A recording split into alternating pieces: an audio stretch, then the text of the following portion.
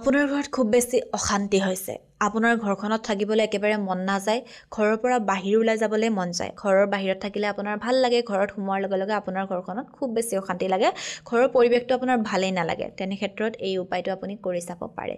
আপুনি যদি আপোনাৰ ইউটিউব ফেচবুক অথবা ইনষ্টা লিগেল আৰু অৰ্গেনিকভাৱে গ্ৰোথ কৰিব বিচাৰে আমাৰ লগত যোগাযোগ কৰিব আপুনি আমাৰ পৰা legal views legal subscriber legal followers এই সকলোবোৰ লিগেল আৰু অৰ্গেনিকভাৱে ল'ব পাৰিব আমাৰ হোৱাটছএপ নাম্বাৰ 9864808721 আপুনি আমাৰ হোৱাটছএপত মেছেজ কৰিব আপোনাৰ ক্ৰাইটেৰিয়াখিনি জনাই দিব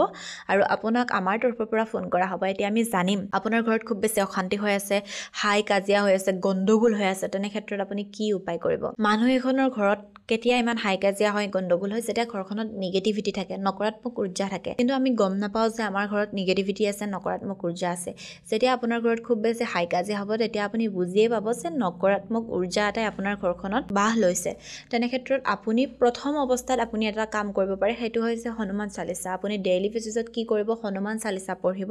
সদায় আপুনি হনুমান চালিসা পঢ়িব আৰু হনুমান চালিসা ইমানেই জোৰকে পঢ়িব যাতে আপোনাৰ গোটেইকেইটা ৰুম বা গোটেই ঘৰখনে শুনাকে জোৰকে হনুমান চালিসা পঢ়িব খুব কম দিনৰ ভিতৰতে ঘৰখনত আপুনি এটা পজিটিভ চেঞ্জেছ দেখিবলৈ আৰম্ভ কৰিব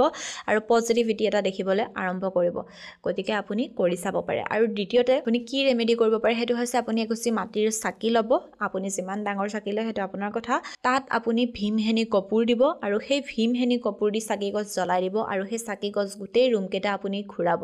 ধুনীয়াকৈ তেনেকৈ যদি কৰে আপোনাৰ ঘৰত যি নিগেটিভিটি আছে সেই নিগেটিভিটিসমূহ নোহোৱা হ'ব আৰু ঘৰখনত যি অশান্তিময় পৰিৱেশে বিৰাজ কৰিছে সেই অশান্তিময় পৰিৱেশটো একেবাৰে নোহোৱা হৈ যাব